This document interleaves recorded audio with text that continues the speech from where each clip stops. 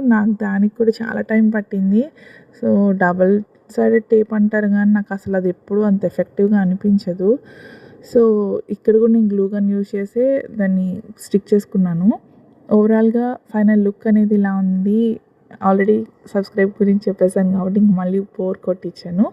Thank you so much for watching. మరో మంచి వీడియోతో మళ్ళీ కలుద్దాం. Bye bye.